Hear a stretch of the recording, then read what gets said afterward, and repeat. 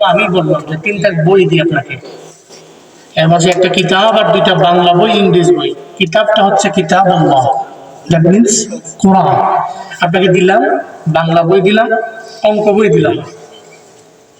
এগুলো সাজান তো, টেবিলে সাজান। আপনি উপরে কোনটা দিবেন? কোরআন। বলবেন না? পেছনের লোকেরা মনে মনে কয় তারা সামনে বসে তারাই কইব, আমরা কইতাম না। রাগ করছেন নাকি আপনারা? আর তোমরা যারা দাঁড়া রয়েছে জায়গা নেই নাকি? জায়গা আসেনি? আসেনি? থাকলে বসে পড়ে কতক্ষণ দাঁড়ায় শুনবেন আপনারা? বল বল, বসে পড়েন। দুইবার কোন যেত না, মুশকিল আছে, বুঝালা না। আল্লাহ কবুল করেন। এটা ঠান্ডা দিয়ে সুন্দর করে বইবো, আরাম করে দাঁড়ায় দিচ্ছি, মনে করছি ব্যাডমিন্টন খেলা হইতেছে। বসা, আল্লাহ কবুল করেন। আমিন। রাগ করছেন আপনারা? তাহলে কোরআনটা আপনার কাছে দাম, সমস্ত বইগুলোকে নিচে রাখলেন, কোরআনটাকে আপনি সাজাইতে গিয়ে উপরে দিলেন, এর মানে কোরআনটা আপনার কাছে বড় দাম। তাহলে আমরা তিনটা বিষয় দিয়ে প্রশংসা যেন করেছি কার? আল্লাহ। মাঝে থেকে গেলে মন থাকবো না ইনশাআল্লাহ। আবার যাওয়ার সময় কই না যে আরে হুজুর ইতে কই ওই এক কান দিয়ে ঢুকে আর এক কান দিয়ে বের করে বিড়ি দে।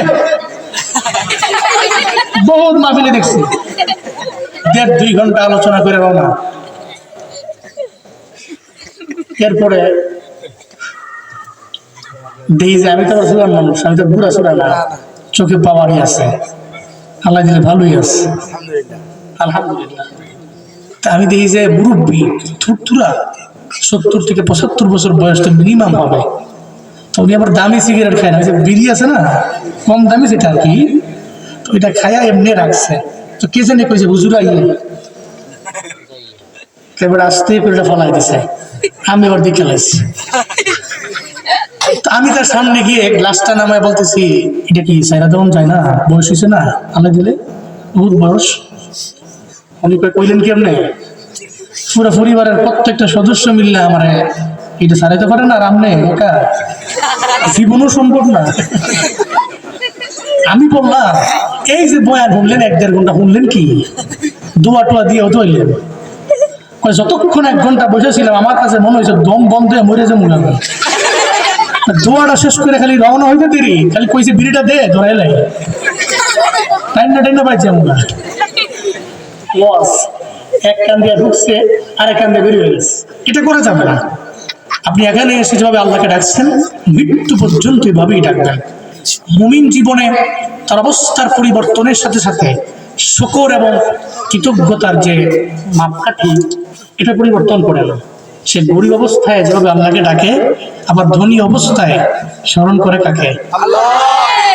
কারণ যিনি গরিব বানাইছেন উনি তো ধনী বানাইছেন। আবার এই ধন দৌলত দিয়া সময়ের ব্যবধানে কেড়ে নিতে পারেন কে? নদীর পার ভাঙ্গে ও পার করে, এই তো নদীর খেলা, সকাল বেলার ধনী রে তুই ফকির সন্ধ্যা বেলা। আজ আছে তো কাল নাই, চিল্লা বলেন সম্পদ দেওয়ার মালিক কে? আল্লাহর যদি পছন্দ না হয় আবার কেড়ে নিতে পারেন কে?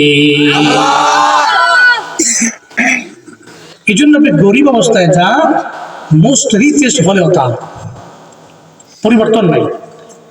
আর যদি আপনি করার মতো করতে পারেন ফায়দা আছে। লাইন শাকারতুম লাযিদান্নাকুম ওয়া লাইন কাফারতুম ইন্না আযাবি লাশাদীদ। আল্লাহ পাক বলেন শুকর আদায় করলে আমি আল্লাহ অবশ্যই বাড়ায় দিব। 1 নম্বরে নাম, 2 নম্বরে নুন, 3 নম্বরে জমায়ের কুম। আল্লাহ পাক বলেন তুমি শুধু শুকর আদায় করে নাও, আমি আল্লাহ অবশ্যই অবশ্যই তোমার যত রিজিক আছে আগের তুলনায় আমি আল্লাহ বাড়ায় দিব। সুবহানাল্লাহ। এতে কোনো সন্দেহ নাই, কারণ লাম তাকিদাছে, নুন তাকিদাছে, আবার জমায়ের কুম আছে। আমি আল্লাহ বাড়ায় দিব, এটা আমার ওয়াদা। তুমি শুধু আমার শুকর আদায় করে নাও, আমি আল্লাহ বাড়াইয়া দিব যদি তুমি বলো আমি পাইলাম না, খাইলাম না, দিল না। গরিব অবস্থায় রবের ডাকলা, ধনী হয়ে আমার আল্লাহরে পইলা গেলাম। মনে রাখবা, সম্পদ দিছি আমি আল্লাহ, কেড়ে নিতে পারি আমি আল্লাহ। কারুনের সম্পদ দিছে আমার আল্লাহ, আবার কেড়ে নিয়ে জমিনের মধ্যে কারুন আর কারুনের সম্পত্তি জমিনের নিচে নিয়ে গেছেন কে?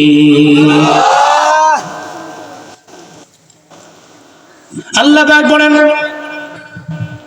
সত্য শুকর আদায় করে নাও। শুকর আদায় করলে আমি আল্লাহ বাড়াইয়া দিই, কমায়া দিই না। বরকত দিয়ে আমি আল্লাহ ডে বাই ডে ইনক্রিজ করি, হ্রাস করি না। এই বানিয়াচংয়ের মুসলমান, জমিনের মধ্যে চলার পথে এক নম্বরে শুকর আদায় হবে আমার আল্লাহ। এক নম্বরে শুকর করবো আমার আল্লাহর। কেন করব? আসমান দিলেন, জমিন দিলেন, আমারে বানাইলেন, এত মায়া করে আল্লাহ পাক বানাইলেন, সম্মান দিলেন আল্লাহ, মর্যাদার আসনের মধ্যে সমাসীন করলেন আমার আল্লাহ। সব বিষয় তো আল্লাহ পাক দিয়ে দিলেন, আমারে ফ্রি বানায়া দিলেন। একটু আমার জবাব দেন, আল্লাহ যদি আপনার পানি পান করার ব্যাপারে যদি আমার আল্লাহ বছরে বছরে ট্যাক্স নিত, তাহলে ওই পানি পান কইরা ট্যাক্স দিয়া কি জীবনও আপনি পানি পান করতে পারতেন? জীবনও সম্ভব না। আল্লাহ কয়, আমি আল্লাহ তুলে দিয়েছি সব ফ্রি। আমি আল্লাহ তোমার দরবার থেকে ট্যাক্স নেই না। যা দাও তুমি গভর্নমেন্টে দাও, তুমি তোমার লিডারে দাও, তোমার নেতারে দাও, তোমার গভর্নমেন্টে দাও, তুমি তোমারে দাও, তুমি তোমার বন্ধুরে দাও, তোমার বান্ধবীরে দাও, তোমরাই করো। আমি আল্লাহর দরবারে কিচ্ছু আসে না রে বান্দা। আমি আল্লাহ যা দিলাম, আমি আল্লাহ চাই তুমি একটু আলহামদুলিল্লাহ বলো। 5 ওয়াক্ত নামাজে তুমি দৌড়ে যাও, তুমি নামাজ যাও, রোজা রাখো, নেক আমল করো, এগুলাই করো। তাহলে আমি রবের যত নিয়ামত আছে সব নিয়ামত পাওয়ার পরে শুকর আদায় হয়ে যাবে।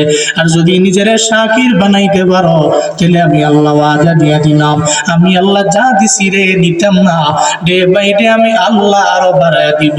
চিল্লায় পড়া যাবে কি সুবহানাল্লাহ। তাফসীর ইবনে কাসীর, আল্লামা ইবনে কাসীর বলেন,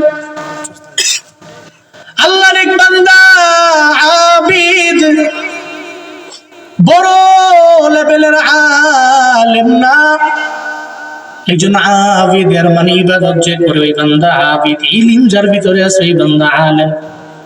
বান্দাটা আলেম না কিন্তু আবেদ। সমাজের মধ্যে বহু মানুষ আছে মাদ্রাসার মধ্যে পড়ে, হুজুর 5 ওয়াক্ত নামাজ ঠিক মতো পড়ে না। আবার বহু এমন আছে রে, রিক্সা চালায়, 5 ওয়াক্ত নামাজের 1 ওয়াক্ত সারে না, আছে না না? একজনে আলেম আর একজনে আবিদ। আল্লামা ইবনে কাসীর বলেন, এক আবিদ রবের এত কাছের হয়ে গেল, গভীর রাত হয়ে গেছে। যারা আমার মাওলার বড় কাছে বান্দা, গভীর রাতে আমার মাওলার সাথে তাআল্লুক লাগায়, সব দরওয়াজা বন্ধ। এই বান্দা তো দরওয়াজা বন্ধ করে আমার মাওলার দরওয়াজায় যায়। আল্লাহকে বলে, আল্লাহ সবাই ঘুমায় গেছে, তুমি আমার মালিক, সব ঘুমায় গেল, আমি তোমার দরবারে হাজির হয়ে গেলাম। ইবনে কাসীর বলেন, ওই আবেদ রবের দরবারে কাঁদতে লাগলো আর বলতে লাগলো, আমার আল্লাহ, ফজরের নামাজের পর থেকে নিয়ে এই পর্যন্ত তুমি আমারে যে পরিমাণ নিয়ামত দিলা, ওই নিয়ামতের শুকর আদায় করার মতো যে বাক্য, ওই বাক্যটা আমার জানা নাই, আমি জাহিল। আল্লাহকে বলতে লাগলেন, রে আল্লাহ, আমি কি করব? আমার তো জানা নাই, কেমনে আমি তোমার শুকর আদায় করবো, আমায় বলো না।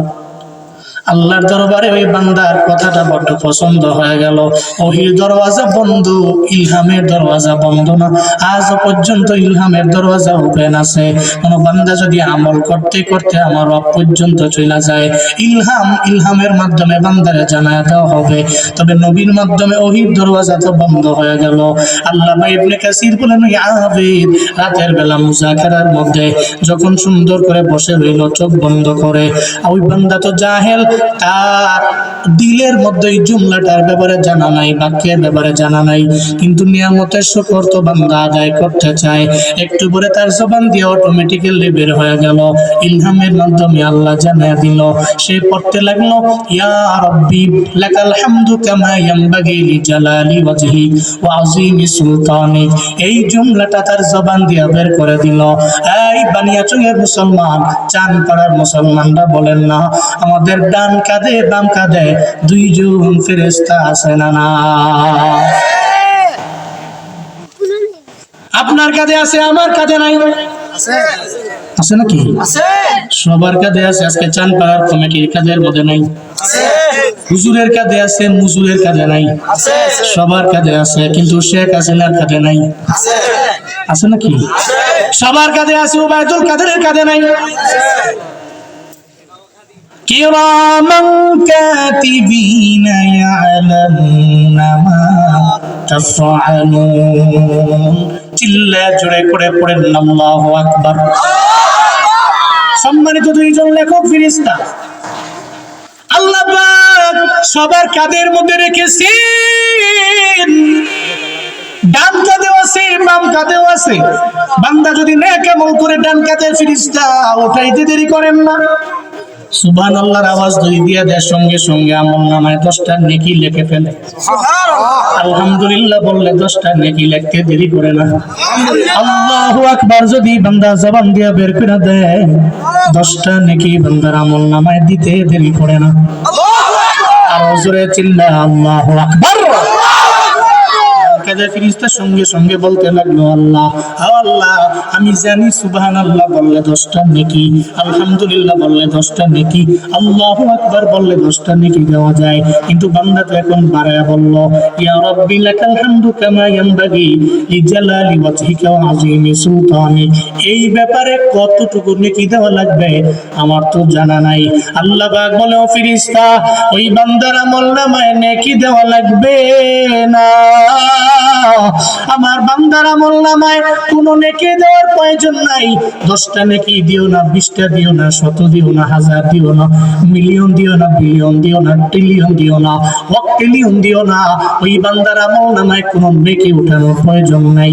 বরং যে জুমলাটা তার জবান দিয়ে বের করে দিল, ওই পুরো জুমলাটা ওই বান্দার আমলনামায় তুমি উঠে দাও। অবাক হয়ে গেল ডান কাঁধের ফেরেশতা।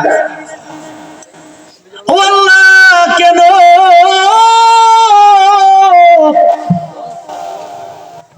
সব সময় তো নেকি দেওয়া লাগে, কিন্তু এখন জুমলাটা কেন উঠে দেওয়া লাগবে আমায় বলেন না? আল্লাহ তাই ফেরেশতারে হাসরের ময়দানে বান্দা যখন গুনাহের পাল্লা ভারী হওয়ার কারণে জাহান্নামের পথে দৌড়াবে, আমি আল্লাহর তলাব নাই, আমি আল্লাহর কোনো লসও নাই। কাউকে আমি আল্লাহ জান্নাতে দিলে আমার লস নাই, জাহান্নামে দিল আমার কোনো লাভ নাই। বান্দার জন্য তো জান্নাত বানাইলাম, বান্দার জন্য তো আমি আল্লাহ জাহান্নাম বানাইছি, তবে দিতে চাই না। আমি আল্লাহ তো চাই বান্দারে জান্নাতের মধ্যে যাওয়ার জন্য। যখন ও জাহান্নামের পথে দৌড়াবে, আমি আল্লাহ দেখবো কোনো একটা ওসিলায় তারে জান্নাতের মধ্যে দেওয়া যায় কিনা। আমি তখন বলবো, ও বান্দা আয় আয়, তোর আমলনামাটা আমার হাতের মধ্যে দাও। যখন আমলনামাটা আমার হাতের মধ্যে দিবি, আমি দেখবো কোনো একটা আমল আছে কিনা, যে আমলের বিনিময়ে বান্দারে জান্নাতের মধ্যে দেওয়া যায়।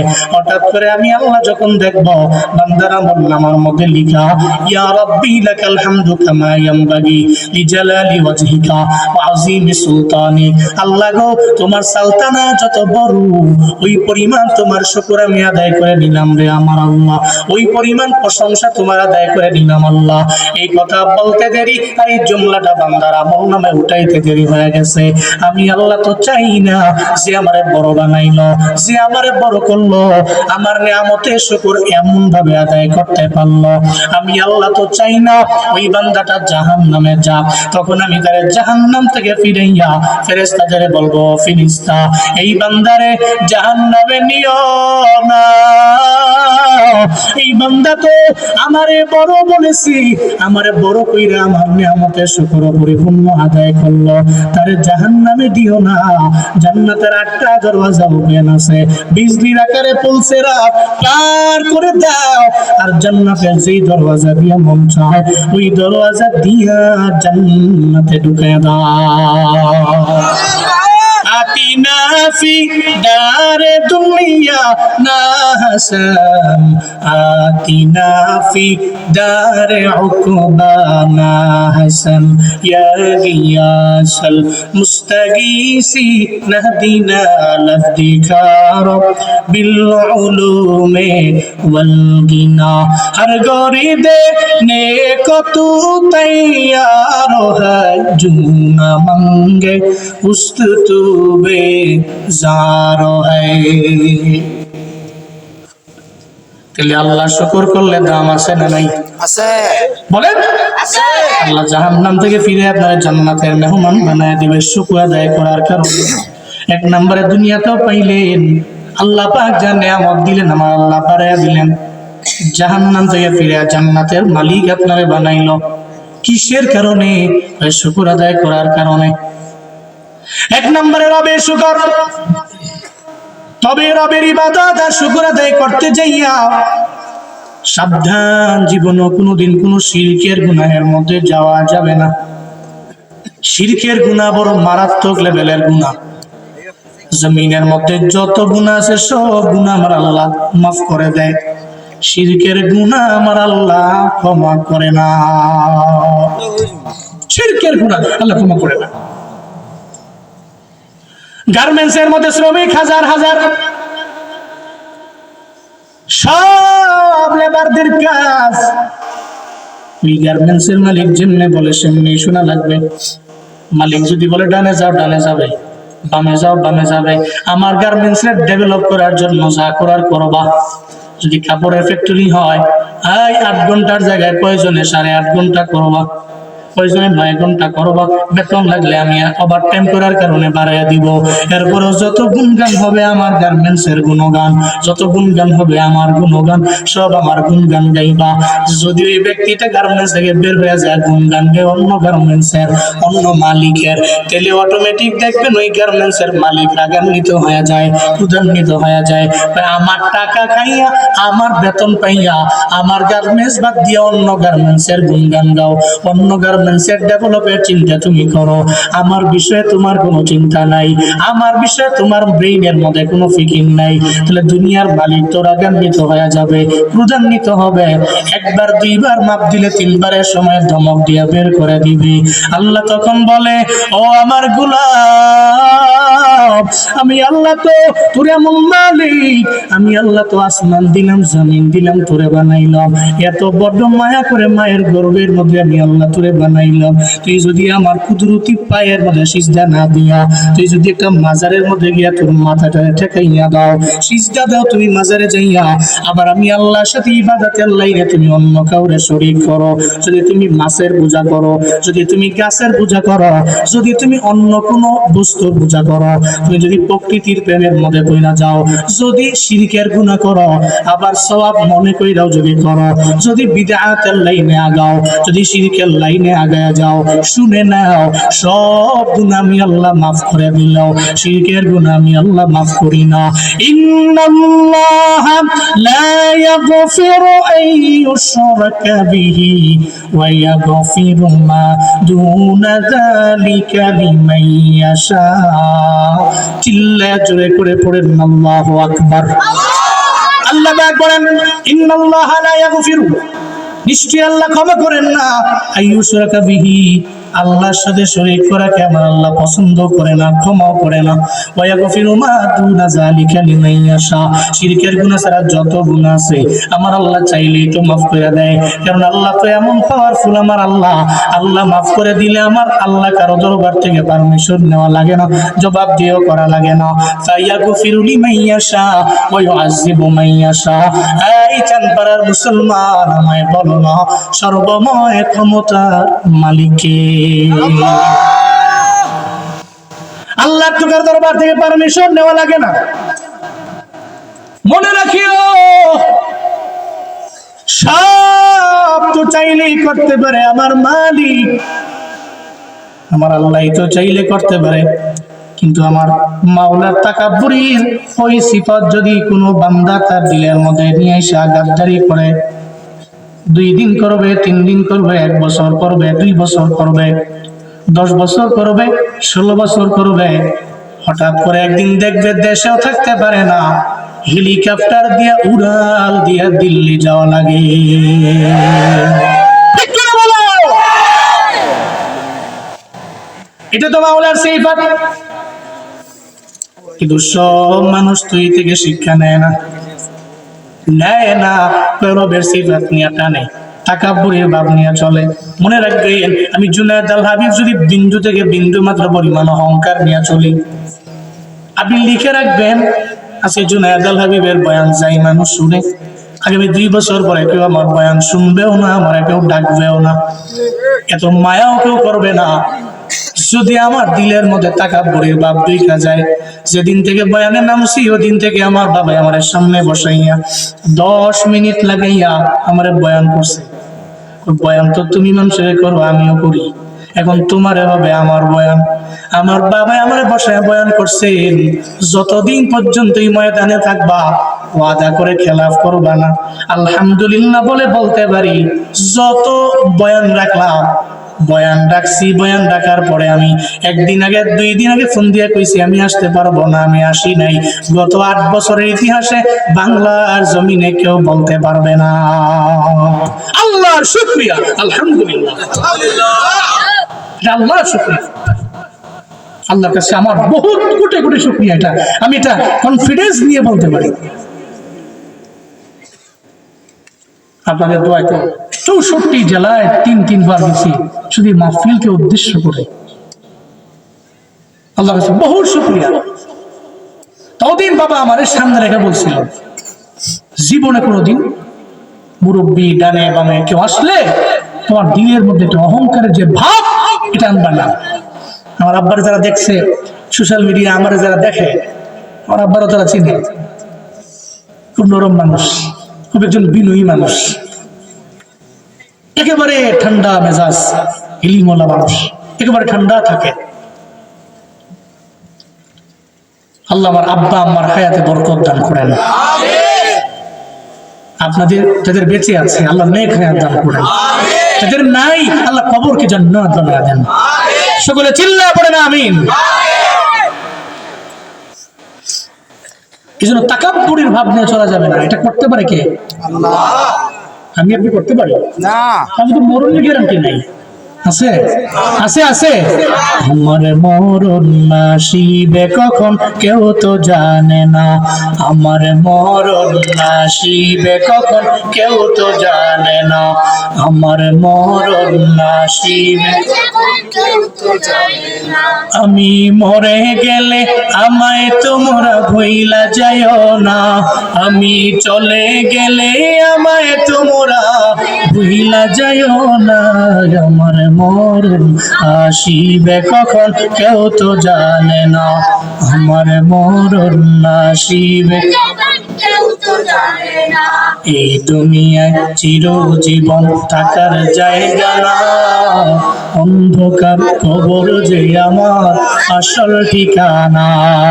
ঠিক কিনা বলেন? এই দুনিয়ায় চিরজীবন থাকার জায়গা না, অন্ধকার কবর যে আমার আসল ঠিকানা। সবাই রেখে আমায় চলে যাবে, সঙ্গী হবে না, সবাই রেখে আমায় চলে যাবে, সঙ্গী হবে না, ডাইনে বামে মাটি আমার মাটির বিছানা, ডাইনে বামে মাটি আমার। আমি চলে গেলে আমায় তোমরা ভুইলা যাইও না, আমি মরে গেলে আমায় তোমরা ভুইলা যাইও না, ডাইনে বামে মাটি আমার কন্যা, ডাইনে বামে মাটি আমার। যেহেতু আমার মরণের কোনো গ্যারান্টি নাই, সেহেতু আমার টাকা পরিমাণ হয় না। কোন জায়গায় আমার ঠিকানা হবে মরণের আমার জানা নাই। আমার মা জানে না, বাবা জানে না, ডাক্তার জানে না, কবিরাজ জানে না, কেউ জানে না, আপনার এলাকার হুজুর জানে না, কেউ জানে না। তাহলে মরণের কোনো গ্যারান্টি নেই, আছে? কোন সময় মরবো, কোন জায়গায় মরবো জানি না। এই যে আজমিরিগঞ্জ থেকে আসার পথে গাড়ির মধ্যে লাইভ দেখতে থাকলাম, আমাদের ওয়াজগুলো যিনি ভিডিও করেন লাইভ দিলেন আইডির মধ্যে। ঢাকা চট্টগ্রাম হাইওয়ের মধ্যে ইলিয়টগঞ্জ নামক একটা বাস স্ট্যান্ড আছে, স্টার লাইন নামক একটা বাস পুরো উল্টে গেল, দুইজন নগর ডেড হয়ে গেছে। ওই ভাই শুরু থেকে নিয়ে শেষ পর্যন্ত লাইভ করছে, আমরা দেখছি। বাবারে, মরণের কোনো গ্যারান্টি নাই, মইরা যাওয়া লাগবে, মরবেন আপনি। তাহলে আপনার দ্বারা বাহাদুরি মানায় না, গাদ্দারি মানায় না, আপনার দ্বারা তো বিনয়ের জিন্দেগি মানায়। বিনয়ের জিন্দেগি আপনার দ্বারা সাজে, কথা বলেন ঠিক কিনা? আপনার দ্বারা তাকাব্বুরি মানায় না। বিনয় নিয়ে চললে আপনি দামি। আপনার ইন্তেকালের পর কবরের মধ্যে যাওয়ার পরে মানুষ আপনার জন্য মুনাজাত ধরে দোয়া করবে, বলবে লোকটা ভালো ছিল, কথায় কথায় হাসি দিয়ে কথা বলতো, তার মধ্যে পরিপূর্ণ বিনয় ছিল, সে ছিল একজন মুতাওয়াদি, সে তাকাব্বুরি করতো না, অহংকার করতো না, নিজের বড় মনে করতো না। শহীদ শরীফ ওসমান হাদি চিরজীবন মানুষগুলো মনে রাখবে কেন? বিনয় নিয়ে চলতো, সবারে নিয়ে মিশত, বিন্দুরে বিন্দু মাত্র পরিমাণ তাকাব্বুরি নাই, দেশের জন্য দশের জন্য কাজ করত, চিরজীবন মানুষ মনে রাখবে। এই বাংলাদেশের ইতিহাসে নির্বাচনের আগে কোন নেতার পকেটের মধ্যে যে টাকার বান্ডিল এনে দেওয়া আমি আমার লাইফে দেখি নাই। একটা লিডারের জন্য, নেতার জন্য প্রজারা গিয়া এদের পেছন দিয়ে টাকা ঢুকায়া দেয়, এটা তো জীবনের প্রথমে দেখলাম। অন্যান্য লিডাররা তো মানুষের দ্বারে দ্বারে যায়, যে কয় তোমার ঘরের মধ্যে ভোটার কয়জন, কয় 10 জন, টাকা লাগবে 1000 করে নেও, আমারে ভোট দাও। কিন্তু বর্তমানে তো কিছু কিছু কিছু ইতিবাচক লিডার আমার দেশের মধ্যে জন্ম নিয়ে নিল, এরা টাকা দেয় না, উল্টা প্রজারা এদের প্যাকেটের মধ্যে নিয়ে ধরায় দেয়, ঠিক কিনা? আমার কুমিল্লার গৌরব হাসনাত আব্দুল্লাহ, আজকে আসার সময় দেখলাম একটা ভিডিওর মধ্যে হাসনাত আব্দুল্লাহ এত দামি লোক, সারা দেশের মানুষেরাই তো ওনারা চিনে, এত সাহসী, এত কৌশলী। হাসনাত আব্দুল্লাহ নয় ফজরের নামাজ পড়ে মাদ্রাসা অথবা মসজিদ থেকে বের হয়েছে, হুজুরেরা উলামায়ে কেরামের হাতের মধ্যে, কারো হাতের মধ্যে আতর ছিল, আতর দিছে, কারো হাতের মধ্যে ছিল টাকা, টাকা দিয়া দিছে, পকেটের মতো থেকে বের করে 10 টাকা থাকলে 10 টাকা দিয়া দিছে, হাতের মধ্যে মেসওয়াক আছে দিয়া দিছে। সবার একটাই আবদার, আপনি আমার দেবিদ্বারের এমপি নির্বাচিত হয়ে গেলে আমার দেবিদ্বারের জন্য উপকার হয়ে যাবে। একটা লিডারের জন্য শেষ মানুষ কবে দেখছে আমার জানা নাই। এই আমার কাছে মনে হয় এগুলাই তো সূচনা। একটা মানুষের জন্য মানুষ এত পরিমাণে পাগল, একটা লিডারের জন্য প্রজারা পাগল। আগে শুনতাম একটা, এখন হয়ে গেল আর একটা। মনে রাখবেন, যারা বিনয়ী, এরা যারা বিনয়ী নেতা, যারা বিনয়ী লিডার, যারা বিনয়ী মানুষ, এরা তো মানুষের দরবার থেকে ঘুরে ঘুরে টাকার জন্য টাকা দিয়া ভোট নেওয়া লাগে না, বরং এটা তো দিল থেকে আসবে।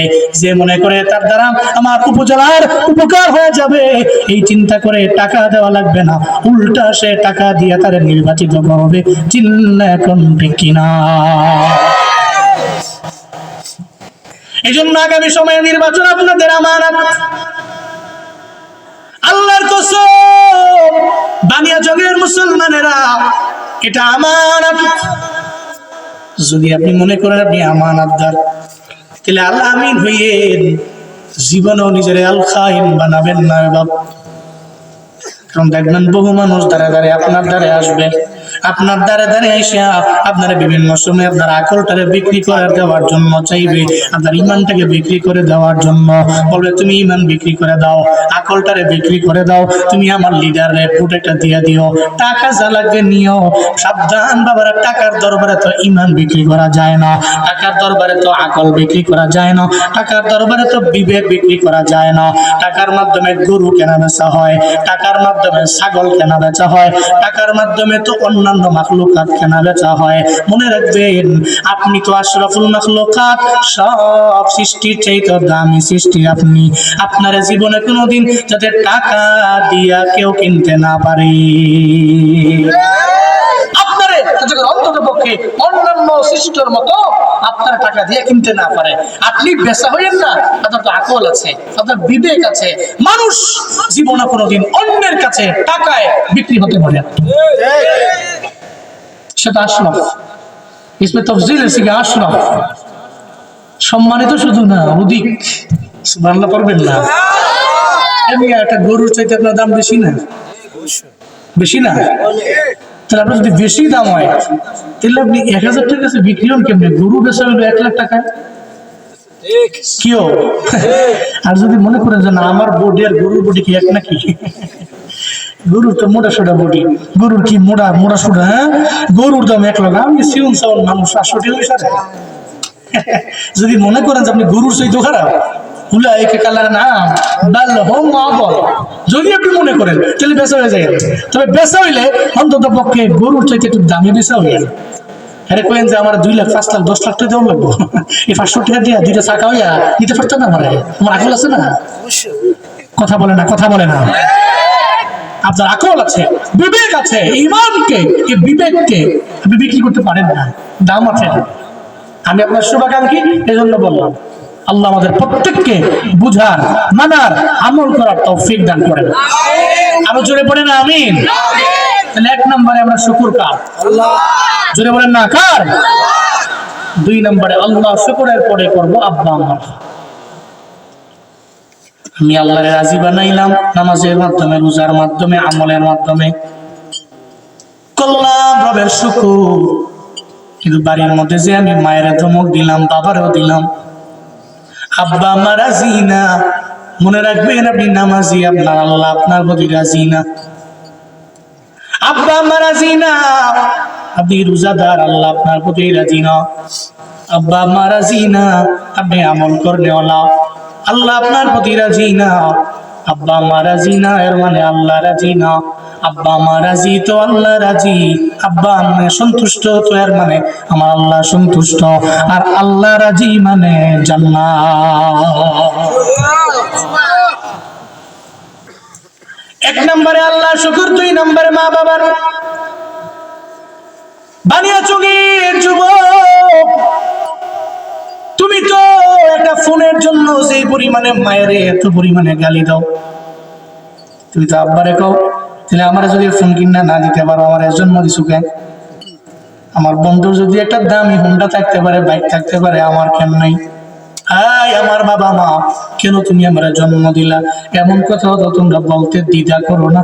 আব্বা আমার সামনে গিয়া এমন প্রেশার ক্রিয়েট করে তুমি বলো, তুমি যদি আমার ফোন কিনা না দাও তাহলে দেখবা আমার বডি নাই, লাশ হয়ে গেছে। এমন হুমকি তুমি দাও আমি সুইসাইড করব। তুমি এমন কথা মা বাবারে বলতে পারো না রে বাপ।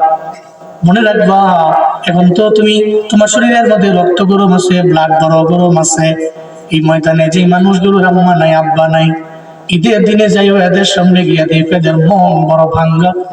বছরের মধ্যে একটা দিন, ঈদের দিন, খুশির দিন, এরপরেও দেখবে এদের দিলের মধ্যে কোনো আনন্দ নাই।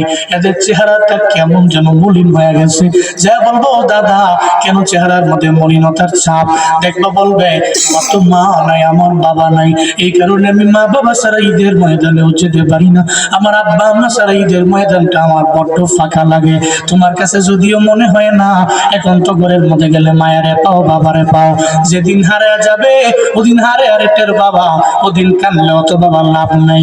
এজন্য থাকতে মা বাবারে দাম দেও, থাকতে কদর দেওয়া লাগবে, থাকতে সম্মান করা লাগবে, ইজ্জত করা লাগবে। বাইজিদ বুস্তামি রহমাতুল্লাহ আলাইহির মতো ওনার তো বিশাল এক ইতিহাস আছে।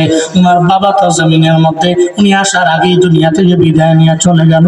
উনি যখন মায়ের গর্ভে, ওই দিন থেকেই বাবা নাই। জমিনের মধ্যে আসলেন, ওনার মা মনে মনে চিন্তা ভাবনা করে, ছোটবেলা থেকেই গর্ভের মধ্যে নিয়ে চিন্তা ভাবনা করলেন, মা আল্লাহ যদি আমারে আমার গর্ভে একটা ছেলে দেয়, আমি তারে মাদ্রাসার মধ্যে পড়াইয়া সর্বোচ্চ ইলমের লাইনে তারে আমি মায়ে নিয়ে যাব, যেহেতু তার বাবায় নাই। নিয়ত করে ফেললো। বাইজিদ বুস্তামি মায়ের গর্ভ থেকে জমিনের মধ্যে আসতে দেরি, এবার সন্তানটারে লইয়া মাদ্রাসার মধ্যে রওনা।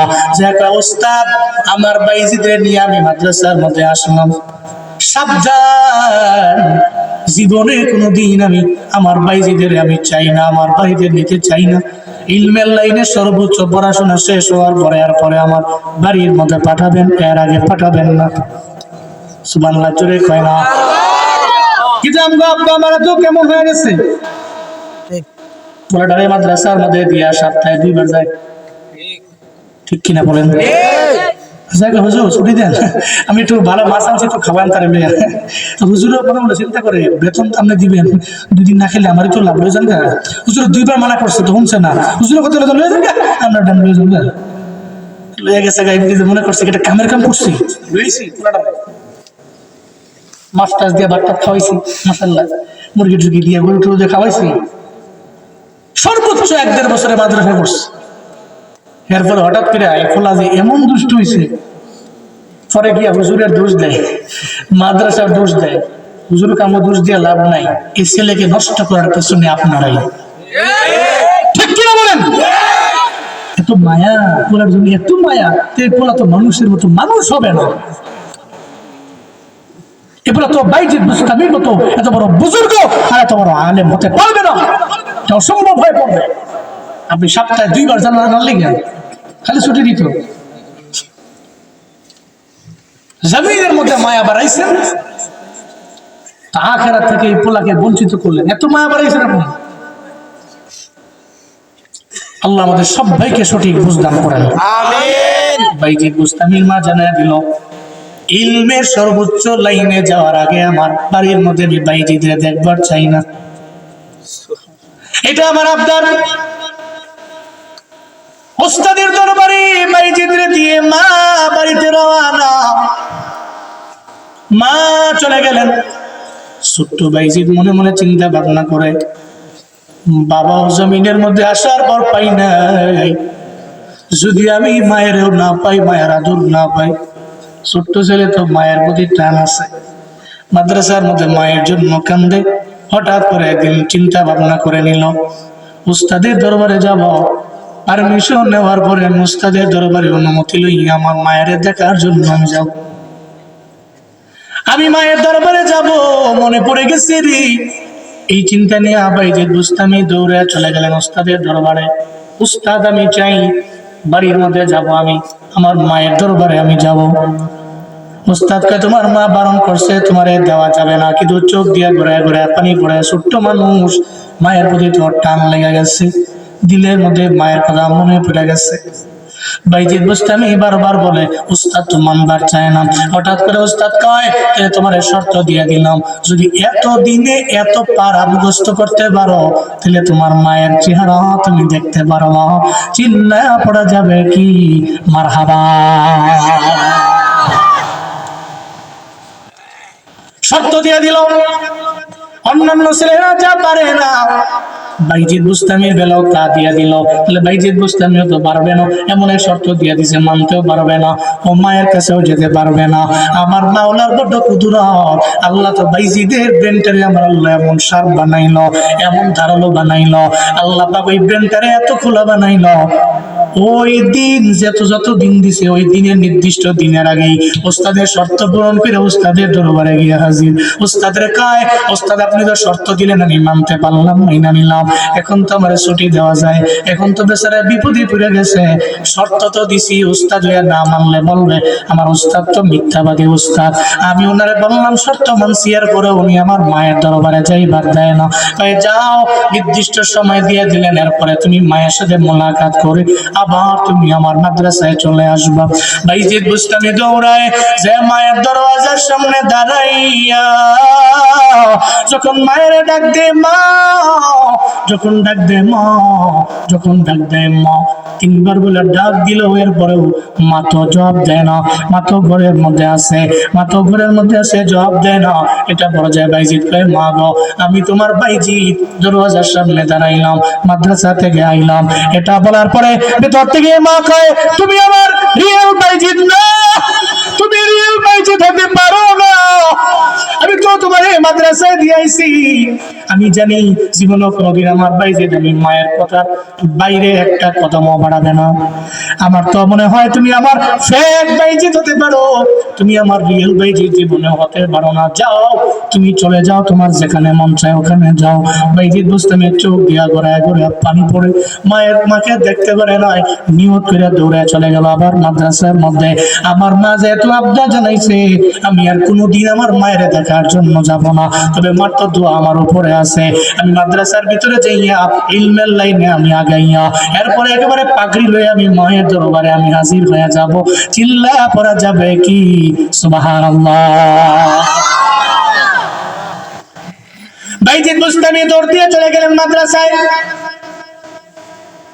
যা বলি উস্তাদ, মা তো আমার উপরে রাগান্বিত, মা তো আমার প্রতি পরিপূর্ণ ক্রোধান্বিত হয়ে গেল। আমি মায়ের সামনে গিয়ে মায়ের ডাক দিলাম, মায়ের তো দরওয়াজা ওপেন করে না। মায়া আমারে বইলা দিছে, তুমি জীবনেও কোনোদিন আমার রিয়েল বাইজিদ না। যাব না, আমি যাব না। ইলমের লাইনে সর্বোচ্চ যে পাগড়ি লওয়ার পরে মায়ের দরবারে আমি যাব। উস্তাদকে অসুবিধা নাই, মার আবদারটাও তুমি পূরণ করবা, বড় দোয়া পাইবা। বাইজিদরে চিন্তা করো না, মা যদি দোয়া করে দেয় জামানার শ্রেষ্ঠ আলেমা, জামানার শ্রেষ্ঠ ওলি তুমি হয়ে যাইতে পারবা। বাইজিদ বুস্তামে পড়াশোনা করতে লাগলেন। পড়াশোনা করতে করতে একাডেমিক লাইনের সর্বোচ্চ জায়গায় যখন চলে গেল, এই দেখবেন মাদ্রাসার মধ্যে ইস্তারে ফাজিলত বলকে মাহফিল হয়, ওখানে পাগড়ি বেচায়, পাগড়ি ঘুরায়। পাগড়ি দেওয়ার পরে কয় তোমার তো পড়ালেখা শেষ হয়ে গেল, এখন তুমি যাও, তুমি তো এডুকেশনের জন্য আসছি না, এখন হেল্পের জন্য চলে যাও। বাসের পিছনে লেখা come for education, go for help. শিক্ষার জন্য আসো, সাহায্যের জন্য বেরিয়ে যাও, এটা বলে দেয়। পাগড়ি মাথায় দিয়ে দিল, তুমি তো একাডেমিক লাইনে সর্বোচ্চ পৌঁছে গেলা, এখন আর থাকার দরকার নাই, তুমি চলে যাবা। বাইজিদ বুস্তামির আগামীকালকে ধরেন, আগামীকালকে পাগড়ি দেওয়া হবে। যেদিন দেওয়া হবে এর আগের দিন রাতের বেলা ওনার উস্তাদ গভীর ঘুমের মধ্যে ঘুমে রইল। ঘুমের মধ্যে স্বপ্নে দেখে রে আসমানের রব, আসমানের মালিক বাইজিদ বুস্তামি উস্তাদরে জানায়া দেয়, বাইজিদ বুস্তামির উস্তাদ আগামীকালকে আপনি বাইজিদের পাগড়ি দিবেন, তবে পাগড়ি একটা দেওয়া যাবে না, পাগড়ি একটা দেওয়া যাবে না। বাইজিদ বুস্তামিরে পাগড়ি দেওয়া লাগবে দুইটা। জোরে বলেন কয়টা? দুইটা পাগড়ি দেওয়া লাগবে। উস্তাদ তো অবাক হয়ে গেল, কেন দুইটা পাগড়ি? আমরা সবাই দিয়ে দিব মাথার মধ্যে একটা পাগড়ি, বাইজিদের জন্য কেন দুইটা পাগড়ি? সঙ্গে সঙ্গে আল্লাহ তো উস্তাদরে জানায়া দিল, উস্তাদ রে বাইজিদ তো এমন পরিমাণে অলি হয়ে গেছে, এমন আমার কাছের হয়ে গেছে, তাসাউফের লাইনে এত পরিমাণে আগায় গেছে, একটা বাইজিদের মাথায় পাগড়ি দিয়ে দিবেন ইলমের পাগড়ি, আর একটা পাগড়ি তাসাউফের লাইনের পাগড়ি। ওর মায়ের তো দোয়া করে, মার দোয়ায় যে সে অলি হয়ে গেছে, তাসাউফের লাইনে এত আগায় গেছে, পাগড়ি দিবেন একটা না দুইটা পাগড়ি তারে দিয়ে দিবেন, একটা পাগড়ি মাথায় দিবেন আর একটা পাগড়ি হাতের মধ্যে দিয়ে দিবেন। মায়ের দরবারে বাইজিদ চলে যাবে। উস্তাদ ঘুম থেকে জায়গা পরের দিনে বাইজিদের মাথার মধ্যে পাগড়ি একটা দিয়ে দিল, আর একটা পাগড়ি দিয়ে বাইজিদ তোমার এই দুইটা পাগড়ি দিয়ে দিলাম, তোমার মায়ের দরবারে যাও, দুইটা পাগড়ি লইয়া। বহুত বছরের মনের আশা মায়ের দেখে না। এই এটা তো প্রত্যেকটা সন্তানের জন্য জীবনের সবচেয়ে বড় পাওয়া, এটাই তো সবচেয়ে বড় পাওয়া। সন্তান চলে গেল প্রবাসের মধ্যে আছে সৌদি আরবে, 5 বছর চলে গেল, আসতে পারে না, নিজের মায়ের ভিডিও কলে দেখে সরাসরি দেখবার পায় না। যেদিন দেখবেন আসে বাংলাদেশের মধ্যে, ওর মনের মধ্যে কত আশা নিয়ে আসে, মায়ের দরবারে আসে। আইসা মায়ের দরবারে আইসা কয় মা আমি তোমার চেহারাটা দেখছি, মনে হয় আমি তারা পেয়ে গেছি, আসমানের চাঁদ পেয়ে গেছি। 5টা বছর আমি তোমার চেহারা দেখতে পারি নাই, 10টা বছর হয়ে গেছে বাবা তোমার চেহারা আমি দেখতে পারি নাই। এটা মা বাবার পুনঃ সাক্ষাৎ পাওয়ার পরে সন্তানটা তো পাগলের মতো হয়ে যায়। বাইজিদের মনেও তো আর ব্যতিক্রম নয়। বাইজিদ বুস্তামি মাথার মধ্যে পাগড়ি গুনাই বিছাইয়া আর একটা পাগড়ি হাতের মধ্যে লইয়া যখন মায়ের দরবারে যায়, মায়ের দরওয়াজার সামনে গিয়া দাঁড়ায়, যায় কয় মা আমি বাইজিদ পাগড়ি নিয়ে তোমার দরওয়াজায় হাজির। আমি বাইজিদ তো এখন আসলাম, এখন তোমার রিয়েল বাইজিদ বলতে পারো, এখন তোমার ফেক বাইজিদ তুমি বলো না, এখন তোমার রিয়েল বাইজিদ চলে আসছে। তোমার বাইজিদ দেখো না পাগড়ি তো একটা আনে নাই, দুইটা পাগড়ি লইয়া চলে আসছে। একাডেমিক লাইনে সর্বোচ্চ সর্বোচ্চ জায়গায় আমি গেলাম, এই কারণে আমার উস্তাদ আমার পাগড়ি দিয়া দিছে কয়টা, জুড়ে বলেন কয়টা? দুইটা পাগড়ি লইয়া মায়ের সামনে গিয়া ডাক দিয়া যখন দরওয়াজা মা ওপেন করে, মা তো আর আগের মতো চোখে দেখে না, মা তো আগের মতো কানে শুনে না, মা তো মুরব্বী হয়ে গেছে। সন্তানটারে ওই যে কবে পাঠাইছে এতদিন পর্যন্ত সন্তানটার জন্য একটা বড় মায়া লাগে নাই। তবে মুনাজাত ধরে রবের দরবারে কানছে আর বলছে আল্লাহ তুমি আমার ভাইজিদের জামানার শ্রেষ্ঠ ওলি বানায় দিও, ইলমের লাইনে তুমি আগায় দিও, তুমি তারে ভালো আলেম বানাইও। আল্লাহর দরবারে তো মা বলছে, সন্তানের জন্য রবের দরবারে দোয়া করছে। বানিয়াচংয়ের মুসলমানেরা মনোযোগের কান লাগায় শুইনরে বাবা। যখন চলে গেলেন মা তো চোখেও ভালো করে দেখে না, কানেও তো ভালো করে মা শুনতে পায় না। এবার মা কয় ও বাইজিদা তুই আমার বুকের মধ্যে আসো, বুকের মধ্যে সন্তানদের লইয়া কয় আমার জন্য একটা জায়নামাজ আমারে বিছাইয়া দাও, আমি জায়নামাজের মধ্যে বসে যাব। জায়নামাজের মুসল্লার মধ্যে মা বসলেন, বাইজিদ বুস্তামিরে বুকের মধ্যে নিয়ে বসাইলো। বাইজিদ রে কয়টা পাগড়ি আনলা? কয় দুইটা পাগড়ি। কিসের পাগড়ি রে? কয়টা ইলমের পাগড়ি আর একটা মা তাসাউফের লাইনের পাগড়ি। মা চোখ দিয়ে ঘুরে ঘুরে পানি করে, বাইজিদ রে আমি মায়ের তো পাওয়ার কমে গেছে রে, আমি মায়ের চোখের মধ্যে আগের মতো পাওয়ার নাই, আমি মায়ের কানের মধ্যে আগের মতো পাওয়ার নাই রে, আমি তো কানের মধ্যে আগের মতো শুনতেও পাই না, তবে আমি তোরে ভালো করে দেখতেও পাই না, ঝাপসা ঝাপসা দেখি। তবে আমি মা আমি জানি রে, আমি যে রবের দরবারে মুনাজাত ধরে কতবার রবের দরবারে বলছি আল্লাহ গো আমার বাইজিদরে তুমি জামানার শ্রেষ্ঠ ওলি বানাইও, আমার বাইজিদরে তুমি জামানার শ্রেষ্ঠ আলেম বানায় দিও। আমার আল্লাহ তো আমার দোয়াটা পূরণ করে নিছে, আমার আল্লাহ তো আমার দোয়া পূরণ করে নিছে। আমি আর জমিনের মধ্যে থাকতে চাই না, এই জমিনের মধ্যে আমার আর থাইকাও লাভ নাই। এতদিন অপেক্ষায় ছিলাম কবে আমার বাইজিদ আমার দরওয়াজায় আসবে, আমার বুকের মধ্যে আমার বুকের মালিক ফিরে আসবে, পাগড়ি লয়ে আমার দরবারে আসবে। আজকে তো সেই মহান দিন আমার জন্য। যাই নামাজের মুসল্লার মধ্যে তুমি বসে যাও, বাইজিদের মা মুনাজাত ধরে রবের দরবারে আবদার জানে আর বলে আল্লাহ গো তোমার দরবারে আমার শুকরিয়া, আল্লাহ গো তোমার দরবারে আমি একজন কৃতজ্ঞ মা। আমার তো জমিনের মধ্যে আর কিছু চাওয়া নেই, আমার তো আর কোনো কিছু পাওয়া নেই, আমি কিছু চাই না, আর তোমার দরবারে আমার কিছু পাওয়া লাগবে না। আল্লাহ গো আমার বাইজিদের তুমি জামানার শ্রেষ্ঠ আলেম তুমি বানাইলা, আবার তুমি একজন তাসাউফের লাইনের ওলিও বানায় দিলা। আমি মায়ের দোয়া তুমি পূরণ করে নিছো, আমি আর জমিনের মধ্যে থাকতে চাই না। আল্লাহ গো এখন আমার নিয়ে চলে যাও, আমি আর থাকতে চাই না। বাইজি চোখ দিয়া করে করে পানি ভরে আর কয় মা আমি তো সারা জীবন লাগাইয়া আপনারা তো আমি খেদমত করতে পারলাম না, আমি আপনার জন্য কিচ্ছু করতে পারলাম না, আপনি আমার বিদায় দিয়ে চলে গেলে আমি কারে মা বলে ডাকবো? আমি জমিনে আসার পরে বাবারাও পাইলাম না, আমি যদি আপনারাও হারায় ফেলি তাহলে আমি কেমনে থাকবো, কেমনে চলবো গো বলেন না গো আমার মা।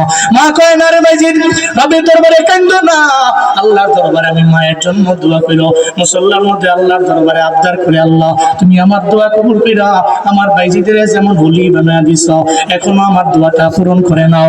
আমি এখনই এই জায়নামাজের মুসল্লার মধ্যে বৈশা এই জমিন থেকে বিদায় নিয়ে চলে যেতে চাই। এটা বলতে দেরি হয়ে যায়, বাইজিদের সামনে বাইজিদের মা দুনিয়া থেকে বিদায় নিয়ে চলে গেল। বাইজির চোখ দিয়ে ঘোরা ঘোরা পানি পড়ে রবের দরবারে আবদার করে আল্লাহ আল্লাহ গো আমার মায়ের কবর তুমি জান্নাত বানাইও।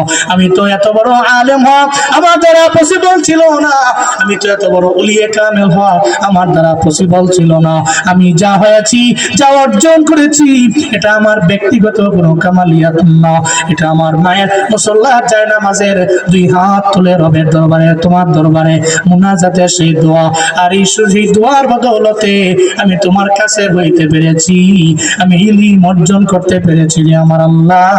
এটা বইলা রবের দরবারে কান্দে, মা তো জমিন থেকে চলে গেছে। এই বানিয়াচংয়ের মুসলমানেরা যেই বাইজিদের মায়ের দোয়ার কারণে আল্লাহ ইলমের লাইনেও এত আগে নিয়েছেন, আল্লাহ এত পরিমাণে আগে নিলেন আমলের লাইনে, তাসাউফের লাইনে। বলো না রে বাবা, ওই আল্লাহ আছে না না? জোরে বলেন, আছে না নাই? যদি আল্লাহ থাকে তাহলে আপনিও তো মায়ের দোয়ায় ওলি হতে পারেন। যদি আপনি চিন্তা করেন যে আল্লাহ ওই সময় যেমন ছিল এখনো আছে, আল্লাহ যদি বাইজিদের মায়ের দোয়ায় যেমন শ্রেষ্ঠ ওলিয়ে কামেল বানাতে পারে, তাহলে আমারে আল্লাহ কেন পারবে না? আমি কি অপরাধ করছি? আমি মায়ের কাছে যাব, দোয়া নিব, আমি মায়ের সামনে গিয়ে মারে বলবো, মা তোমার দোয়া নাকি আমার আল্লাহ ফিরা দেয় না, তুমি খেলে আমার জন্য দোয়া করে দাও। দোয়া করে দিলে আমি কাবলাও হয়ে যাব। আপনি মায়ের সামনে গিয়া যদি বলেন মা দোয়া করো, মা যদি দোয়া করে মুনাজাত ধরে, এই জীবনটা আপনার সফল, এতে কোনো সন্দেহ নাই, এতে কোনো সন্দেহ নাই, এই জীবন সফল হয়ে গেছে। বদদুয়া নিয়েন না, বদদুয়া নিয়েন না। মনে রাখবেন, সাহাবী নবীর কাছে গিয়ে কয়, নবী আমার আব্বা আম্মার কি হক আমি আদায় করতে পারি, কি করবো আমি? নবীজি কোনো হকের কথা না বুঝলা নবীজি বলে দিলেন, হুমা জান্নাতু ওয়া নারুক। জুড়ে পড়বেন না সুবহানাল্লাহ? কি বলছে? হুমা জান্নাতু ওয়া নারুক। দ্যাট মিন্স তোমার আব্বা আম্মা তোমার জন্য জান্নাত, তোমার আব্বা আম্মা তোমার জন্য জাহান্নাম। মানে ওনারা দুইজন তোমার জান্নাত, ওনারা দুইজন তোমার জাহান্নাম। তুমি এদের রাজি করতে পারলে তুমি জান্নাতি। সুবহানাল্লাহ। পকেটে চুন বাড়ি যে কই না না, মাশাআল্লাহ এই এলাকার লোকের মনে বউ ফাগুল ভালো। চিন্তা করছি একা একা সুবহানাল্লাহ লাভ আছে ভাই, যে কম্বলের তলে আমি আর আমার হেভি দিয়ে মিলে সুবহানাল্লাহ কোন এরকম বউ ফাগুল দেখছি না আমি। জোরে করে সুবহানাল্লাহ, আরো জোরে করে আলহামদুলিল্লাহ। উঠছো না? ও ডাক দিয়ে পরে স্টেশন নিয়ে মুশকিলে পড়ে যাবো, উঠছো না? রাখলে জমলে পরে দুয়ার টোয়া দিয়ে যাওয়া লাগবো। কোন আল্লাহু আকবার, আরো জোরে আল্লাহু আকবার। তাহলে আব্বা আম্মা আমার জন্য জান্নাত, আব্বা আম্মা জাহান্নাম। এরা রাজি মানে জান্নাতি, এরা রাজি না মানে জাহান্নাম। সোজা কথা, সোজা কথা। জান্নাতের চাবি আমার মা, ও মা গো জান্নাতের চাবি আমার মা, জান্নাতের চাবি আমার মা, ও মা গো জান্নাতের চাবি আমার মা। কন্যা জান্নাতের চাবি আমার মা, ও মা গো জান্নাতের চাবি আমার মা। মা যার বেঁচে নেই তার মতন দুঃখী নাই, মা যার বেঁচে নেই তার মতন দুঃখী নাই, খালা ফুফু মায়ের সমান না, ও না গো খালা ফুফু মায়ের সমান না। জান্নাতের চাবি আমার মা, ও মা গো জান্নাতের চাবি কন্যা জান্নাতের চাবি আমার মা, ও মা গো জান্নাতের চাবি আমার মা। আমার কঠিন অসুখ হলে আল্লাহর কাছে মা বলে, আমার কঠিন অসুখ হলে আল্লাহর কাছে মায় বলে, আমায় তুমি লইয়া যাও গো, আমায় তুমি লইয়া যাও গো, সন্তান নিও না। জান্নাতের চাবি আমার মা, ও মা গো জান্নাতের চাবি আমার মা, জান্নাতের চাবি আমার মা, ও মা গো জান্নাতের চাবি আমার মা। মা যার বেঁচে নাই তার মতন দুঃখী নাই, মা যার বেঁচে নাই তার মতন দুঃখী নাই, খালা ফুফু মায়ের সমান না, ও না গো খালা ফুফু মায়ের সমান না। জান্নাতের চাবি আমার মা, ও মা গো জান্নাতের চাবি জান্নাতের চাবি আমার মা, ও মা গো জান্নাতের চাবি। হুমা জান্নাতুকা ওয়া নারুক। তাহলে জান্নাত তো আব্বা আম্মা আমার জন্য, জাহান্নাম আব্বা আম্মা আমার জন্য। বানিয়াচঙের মুসলমানেরা আজকে থেকে নিয়ত করে নেন রে বাবা, চান পাড়ার মুসলমানেরা আজকে থেকে নিয়ত করে নেন, এই গভীর রাতে নিয়ত করেন। আপনি এক নম্বরে রাজি করবেন আল্লাহ রে, দুই নম্বরে আব্বা আম্মারে, এই দুইজন রাজি মানে কোনো চিন্তা নাই, এই দুইজন রাজি মানে আপনি জান্নাতি, দুইজন রাজি মানে জান্নাতি। আল্লাহ রাজি, আব্বা আম্মা রাজি মানে আপনি জান্নাতি। আল্লাহ রাজি, আব্বা আম্মা রাজি না, আল্লাহ তো রাজি হবে না।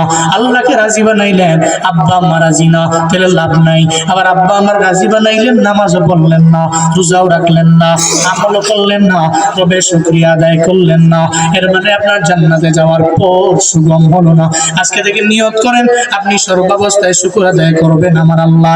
দুই নম্বরে করবেন মা বাবা, আনিশকুরলি ওয়ালি ওয়ালিদাইহি, এক নম্বরে করবেন আল্লাহ, দুই নম্বরে আব্বা আম্মা। কারা কারা পারবেন দুইটা হাত তুলে আমার আল্লাহরে দেখান। ও আল্লাহ তুমি কবুল করে নাও, হায় আল্লাহ তোমার শুকর আদায় করার মতো তৌফিক দিয়া দাও। হায় আল্লাহ মা বাবার খেদমত করার মতো তৌফিক দিয়া দাও। আব্বা আম্মা এবং তোমার রাজি বানাইয়া কবরে যাওয়ার তৌফিক দাও। চিন্না জুড়ে পড়ে পড়েন আমিন, আরো জুড়ে পড়েন আমিন। আজকের মাহফিল থেকে মেসেজ, এক নম্বরে শুকর কার? যতই ঝড় ঝাপটা যাই আসুক 5 ওয়াক্ত নামাজ পড়তে পারবো তো ইনশাআল্লাহ। এখানে অধিকাংশ জোয়ান পোলাপান আছে, জোয়ান যুবকরা, এদের রক্ত গরু, এরা চাইলে সব মাইরা মুড়ে ঘুরে এলায়। ওই যে এক পাড়ায় গেছে, ওই পাড়ায় যাওয়াতে হেরে খালি এটা বেশি দিছে, বেশি বুঝলো না, বেশকি আর বেশকি লাভ দিয়ে উঠছে। ভেলকি বেশকি আমগা লাগে ভেসকি কয়, ভেলকি ভেলকি মাছ লাভ দিয়ে উঠছে। অমুক পাড়ায় গেছে, ফরাইস আইয়া হেরে মেসেজ দিছে, তুমি চিনছো না আমারে? তুমি কোন বাসাটার ভিতরে একটা ইডা মারছো, তুমি বুঝছো না, তুমি চিনো না আমারে, আমার গ্রুপ জানো? একটা ফোন দিলে 10টা বাইক নিয়ে ফোন আইনি আমি হাজির। কি রক্ত গরম মাইরা নামরে, আরে আমরা কথা বলেন ঠিক কিনা বলেন? এটা জোয়ান ফ্লাইন্ডের ফজর সময় কোনো শীত আছে নাকি? আবার আর দুইটা বন্ধু খেলে ব্যাডমিন্টনই তো খেলে, শরীরটা কি গরম, গাম বেয়া বেয়া পড়ে। কিন্তু ফজর পড়ো তোমরা ব্যাডমিন্টন খেললা, 2:30 বাজে বাসায় যাও, পরে গিয়া চিত্তে ফিরে ঘুম দেও। ফজর পরে তোমার আব্বাই তোমার উপরে ফরজ না? ফরজ। হ্যাঁ ফরজ না? তো ব্যাডমিন্টন খেলা ফরজ না, না ফজরের নামাজ ফরজ? ফজরের নামাজ। ব্যাডমিন্টন খেলো খেলো, তো ফজর তো পড়তে হবে, ঠিক কিনা? মাঝে মাঝে সুযোগ পাইলে আমগো লোকে আছে কঠিন খেলতে পারে, কি চাপ মারে, আমিও পারি না, তোমরাও পারত না, কঠিন খেলা পারে, তা আমরা মাঝে মাঝে খেলি। তার মানে খেলা মানে তো আমি ফজর পড়ছি না এমন না তো। তুমি তোমার বডিকে ফিট রাখার জন্য খেলো, শীত দূর হয়ে যাবে, খেলো, কিন্তু ফজর পড়তে হবে ইনশাআল্লাহ। না যুবক ভাইরা ইনশাআল্লাহ অ্যালার্ম দিয়ে রাখবে, অ্যালার্ম ফোনে অ্যালার্ম দিয়ে রাখো, ফজরের সময় ফরজটা পড়ে পড়ে আবার ঘুমিয়ে যাবে ইনশাআল্লাহ। আল্লাহ পাক কবুল করেন। আল্লাহ আমার যুবকদেরকে 5 ওয়াক্ত নামাজি বানায় দেন, রোজা রাখার তৌফিক দান করুন, আমল করার তৌফিক দান করুন, মুরব্বীদের সাথে ভালো আচরণ করার তৌফিক দান করুন, শহীদ শরীফ উসমান হাদির মতো এমন দিলওয়ালা বানায় দেন। আরো জোরে পড়েন, চিল্লায় পড়েন আমিন। আজকে এই মাহফিলের যুব সমাজরা অক্লান্ত পরিশ্রম করেছেন এই মাহফিলের জন্য, ওনাদের জন্য দোয়া করুন। প্রবাসী অনেকে আছে, অনেকেই আমাকে বলছে দোয়া করার জন্য, আমি দোয়া করবো ইনশাআল্লাহ। আস্তাগফিরুল্লাহ। হুজুর একটা গজল, হুজুর একটা গজল, একটা গজল। এই যে